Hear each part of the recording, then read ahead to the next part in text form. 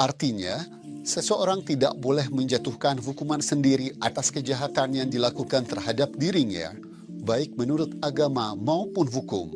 Hal seperti itu tidak ada, tapi seolah-olah tradisi memberikan wewenang seperti itu kepada laki-laki. Tidak cukup kita menaruh nasib perempuan di antara dua bibir laki-laki, kita juga menyerahkan putri atau saudari kita, dan akhirnya nasib mereka sepenuhnya ada di tangan laki-laki itu. Apa yang tidak ada di sini dalam proses ini? Lihat, dalam proses ini hanya ada satu tindakan, satu perilaku yang tidak boleh terjadi, yaitu memukul. Yang kita bicarakan di sini adalah soal budaya.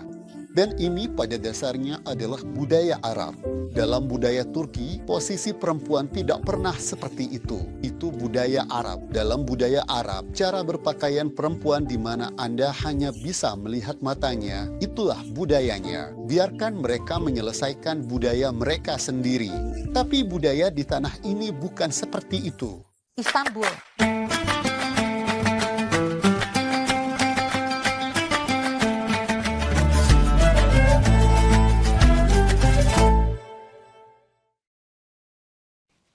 Halo semuanya dari Okulu. Pemirsa yang terhormat, hari ini kita akan membahas tentang perempuan dan kekerasan yang dilegalkan dalam konteks ayat 34 dari surah An-Nisa. Narasumber kita hari ini adalah Profesor Dr. Saban Ali Dusgun. Halo guru. Syanu. Pak Profesor, hari ini kami ingin membahas tentang istilah yang terdapat dalam surah An-Nisa yang dalam bahasa Arab disebut darb, tetapi sering diterjemahkan sebagai memukul oleh kita, sebuah konsep yang sudah sering kita dengar dan ketahui. Ini juga merupakan isu yang sering menjadi bahan perdebatan, terutama bagi perempuan. Apakah kita sudah memahami konsep ini dengan benar? Apakah penafsirannya untuk kita sudah tepat? Jadi, bagaimana seharusnya kita memandang hal ini? Anda tadi mengusulkan judul kekerasan yang dilegalkan. Apakah benar jika kata darb di sini dipahami sebagai otoritas bagi laki-laki untuk melakukan kekerasan terhadap perempuan? Bagaimana seharusnya kita memandangnya menurut Anda? Terima kasih. Kata darb, yaitu kata yang digunakan dalam bahasa Arab sebagai darb. Kata ini juga punya arti memukul, juga punya arti hubungan seksual. Ada juga arti berangkat, meninggalkan rumah, atau pergi bepergian. Ini adalah kata yang punya hampir 20 makna, jadi ketika kita mengambil kata ini, kita harus melihat konteksnya. Itu ada di sini.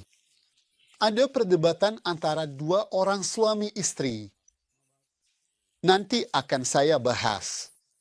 Cara untuk mengakhiri dan menyelesaikan perdebatan ini dengan baik, maksud saya, mengakhiri di sini bukan dalam arti negatif, tapi bukan seperti itu.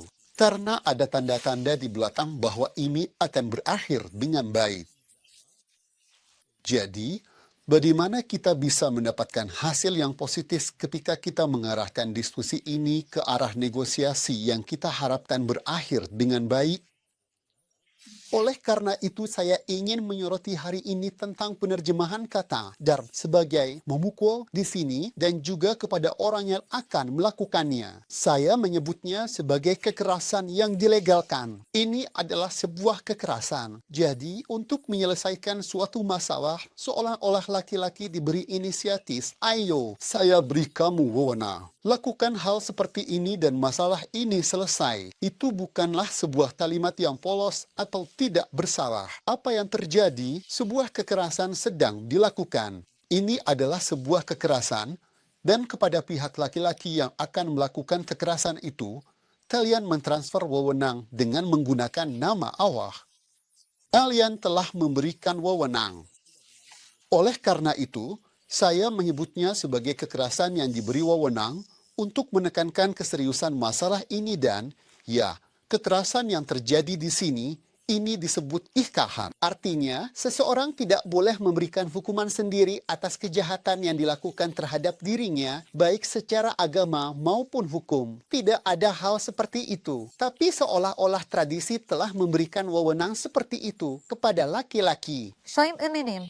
Menempatkan nasib perempuan di antara dua bibir laki-laki saja belum cukup. Karena, misalnya, ketika seorang laki-laki berkata, kamu cerai, kamu cerai, kamu cerai, perempuan itu dianggap sudah bercerai. Seperti itulah warisan budaya dan tradisi yang diwariskan kepada kita. Apa itu? Kita menikahkan putri kita, saudari kita, dan nasibnya jadi tergantung pada kehendak laki-laki itu. Ketika dia sangat marah lalu mengucapkan kata itu 3 kali berturut-turut, kita malah sibuk memikirkan apakah itu dihitung 1 talak atau 3 talak. Jadi kita terjebak pada sisi birokratisnya. Hal seperti itu sama sekali tidak mungkin terjadi. Maksudnya, saat menikahkan ada saksi-saksi dan juga dalam kerangka persetujuan. dalam kerangka persetujuan dan ada seseorang yang secara resmi menikahkan kalian, bisa itu penghulu, seorang mufti, seorang hakim, seperti pada masa Kesultanan Utsmaniyah. Seperti itu. Tapi yang pasti, harus ada sekelompok orang yang menjadi saksi atas peristiwa itu dan ada seseorang yang menikahkan. Jadi kalau sampai pada situasi perceraian, harus dilakukan dengan prosedur yang sama, di hadapan hakim, saksi, atau siapapun yang berwenang. Jadi, jika seorang pria hanya mengucapkan kata-kata cerai kepada istrinya di rumah tanpa prosedur itu, maka itu tidak dianggap sebagai perceraian. Dan fakta bahwa fikih kita terjebak pada detail birokrasi seperti apakah ini dihitung 1 talak atau 3 talak juga terasa absurd. Intinya, ada masalah ketika seluruh inisiatif terkait perempuan sepenuhnya diberikan kepada laki-laki dan laki-laki diberi wewenang penuh dalam hal ini. Penafsiran kita selalu mengarah ke sana. Masalah ini perlu diselesaikan sekali dan untuk selamanya. Pandangan Al-Quran terhadap persoalan ini dimulai sejak penciptaan, yaitu dari hakikatnya.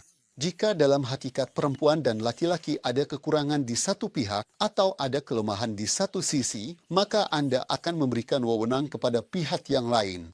Anda mengaturnya agar tidak terjadi kerusakan atau masalah. Seperti apa contohnya? Misalnya, jika ada seorang anak yang belum cukup umur atau belum balik tapi memiliki harta yang banyak, maka Anda menunjuk seorang wali agar hartanya tidak terjadi apa-apa. Kita bisa memahami hal ini. Ini memang benar. Ada kekurangan pada anak itu. Dia belum punya pengalaman. Dia belum tahu apa terjadi. Dia tak bisa kelola harta. Makanya kamu tunjuk seorang wali. Jadi, kita harus mengatakan hal ini. Untuk memberikan wewenang kepada laki-laki dalam urusan perempuan dan memberikan semua inisiatif kepada laki-laki, Anda harus menerima bahwa secara hakikat atau secara fungsi, perempuan dan laki-laki itu berbeda satu sama lain, bahwa yang satu lebih unggul dan yang lain lebih kurang, supaya pada akhirnya Anda bisa memberikan wewenang seperti itu.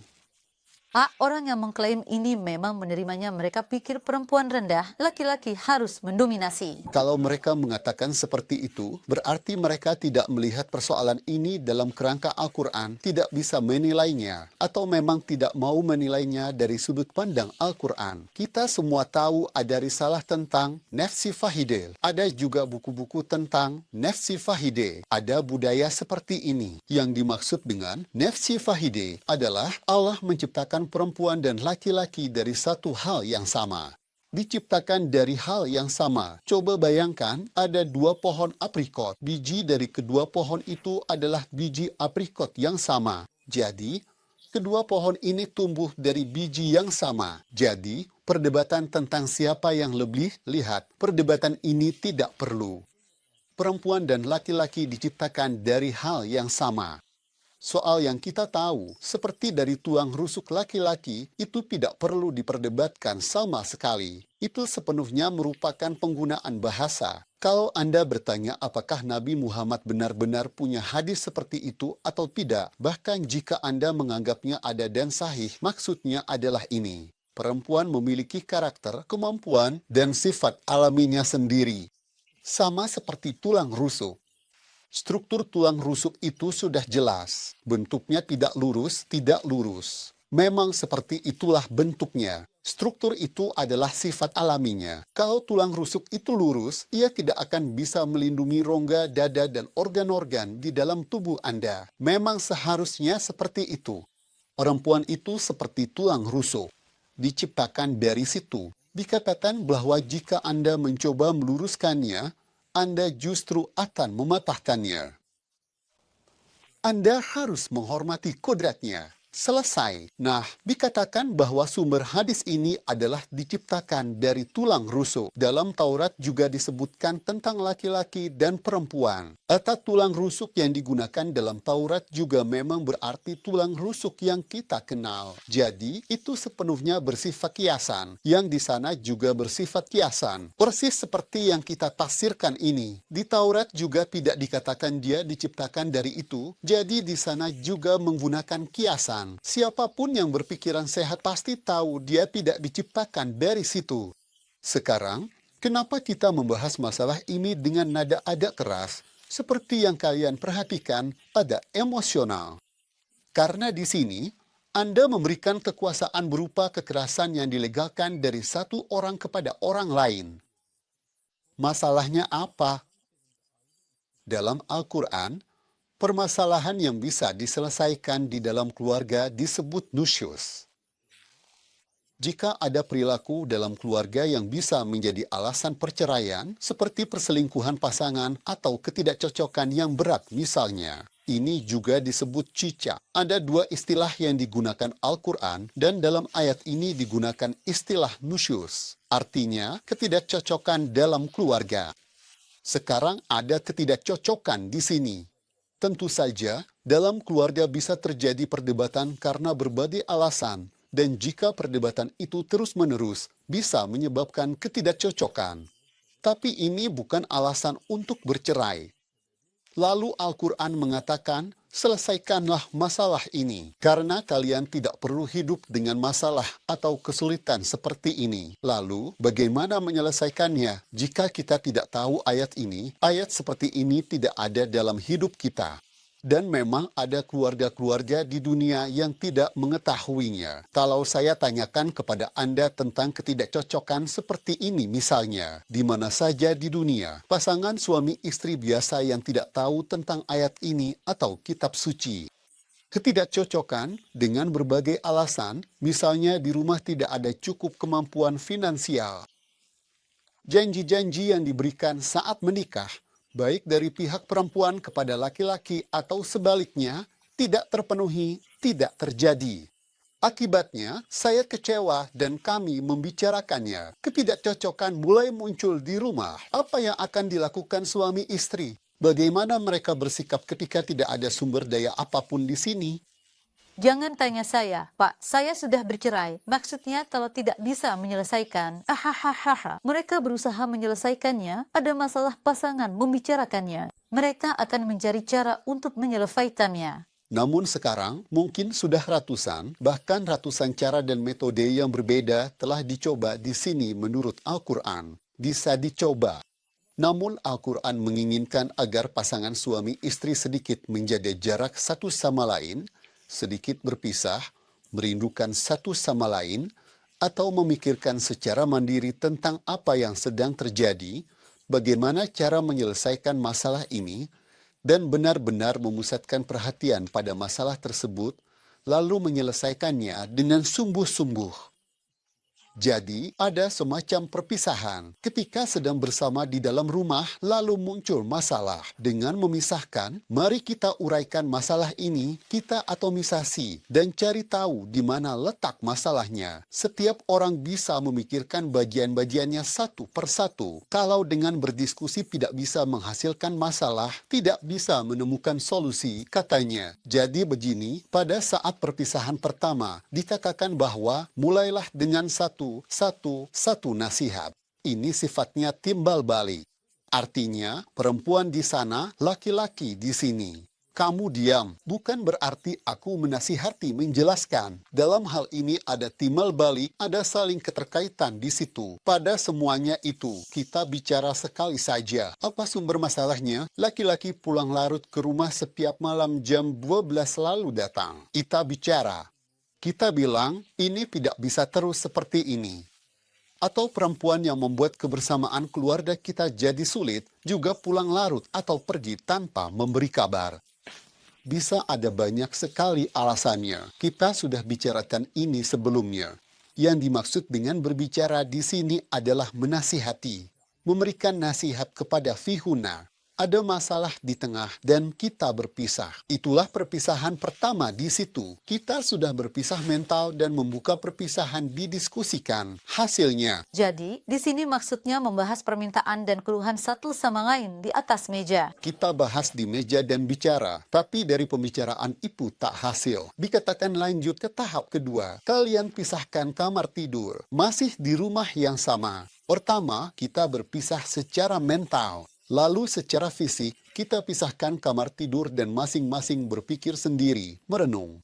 Mungkin mereka saling merindukan, saya tidak tahu. Prosesnya berbeda, solusi belum ditemukan. Kali ini Al-Quran memperbesar jarak perpisahan. Tinggalkan rumah. Siapa punya kemampuan laki-laki perempuan? Tinggalkan rumah. Dengan begitu, kalian bisa berpikir lebih matang, lebih sehat, dan benar-benar sendiri. Apakah saya ingin menyelamatkan pernikahan ini atau tidak? Atau memang tidak? Kalau mau, kita bisa langsung mengambil bantuan dari ayat-ayat lain. Kita memberitahu orang-orang yang membantu kita dalam proses pernikahan, yang mendampingi, menjadi penengah, atau menjadi saksi. Kita bilang, kami ingin menyelamatkan pernikahan ini. Ada ayat-ayat lain juga. Dukunglah kami. Lihat, kami juga sudah mendapat dukungan mereka dan akhirnya kami lihat semuanya berjalan dengan baik. Kalau tetap tidak berhasil, maka kalian akan menuju perceraian. Tapi, untuk menyelamatkan proses ini, ada tahapan yang dimulai dari individu, dari kita sendiri, lalu sampai ke para saksi. Asalkan ini bisa diselamatkan. Apa yang tidak ada dalam proses ini? Lihat, dalam proses ini hanya ada satu tindakan, satu perbuatan yang tidak boleh dilakukan, yaitu memukul. Bagaimana bisa? Bagaimana kekerasan ini sampai ke sini? Saya benar-benar kesulitan memahaminya.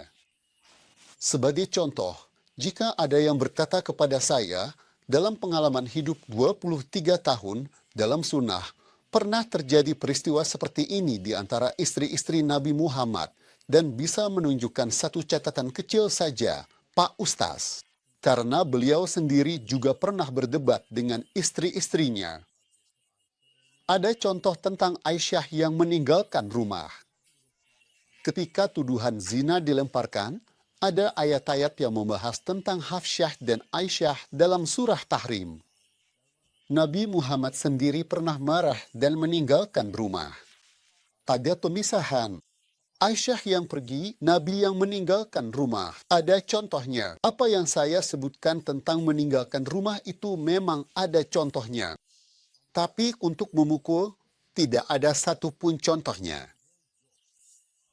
Jadi, ketika kita ingin mendukung argumen atau klaim kita dengan sebuah bukti atau petunjuk, kita bisa menemukan bukti untuk perpisahan, tapi tidak bisa menemukan bukti untuk memukul. 2. Masalah lain di sini adalah secara moral, tidak mungkin memberikan kewenangan untuk memukul secara moral. Secara moral, alasan moral apa yang bisa saya jadikan dasar untuk ini? Ini bukan masalah administratif. Memang bukan itu ranah kita di sini. Secara hukum, kejahatan apa yang telah dilakukan sehingga saya harus memberikan hukuman ini? Apa kejahatannya? Tidak ada kejahatan. Bahkan jika ada, kita tetap mengatakan ini. Apa yang kita sebut sebagai istiqahad, yaitu seseorang memberikan hukuman atas kejahatan sendiri, tidak ada dalam agama maupun dalam negara. Artinya, dalam hukum pidana manapun, tidak ada aturan atau referensi yang membolehkan seseorang memberikan hukuman atas kejahatan sendiri. Itu juga termasuk ke dalam tindak pidana. Misalnya, ada pencuri masuk ke rumah Anda dan Anda berkata, dia sedang merampok rumah saya. Jika Anda berkata, kalau begitu, biar saya saja yang memberikan hukumannya, maka negara juga akan memperlakukan Anda sebagai pelaku kejahatan. Jadi, jika memang ada kejahatan, hanya negara yang bisa menyelesaikannya. seperti yang Anda sebutkan di sini. Kita tatanan adil. Jadi, dalam keluarga, kata darb itu berarti perpisahan, berpisah. Karena kalau Anda ingin menyelamatkan pernikahan, Anda harus memisahkan mereka dulu supaya mereka bisa berpikir, mempertimbangkan, dan pergi ke para penengah, agar akal sehat bisa bekerja. Karena di dalam rumah, mereka saling memaafkan. Negosiasi sudah melewati batas, jadi pertarungan akhirnya bisa berujung kekerasan, bahkan saling membunuh. Jadi itu saja, kami pisahkan mereka dan membuat mereka bisa bernapas lega. Maksudnya, perjalanan dia bawa semua barangnya. Dengan konsep berpisah, bepergian, dan berpisah. Karena kami pisahkan mereka di pikiran, pisahkan kamar di rumah lalu pisahkan rumahnya. Sebuah perpisahan fisik. Lalu, Pak, bagaimana ini bisa berubah sehingga konsep yang seharusnya digunakan dalam konteks perjalanan malah punya sisi budaya? Atau ini sebenarnya metode pembacaan agama yang dibentuk oleh dominasi laki-laki? Tepat sekali, memang seperti itu. Bukan hanya di bidang-bidang ini saja. Al-Quran mengatakan hal ini. Orang-orang yang membunuh anak perempuan akan ditanya karena dosa apa mereka membunuhnya.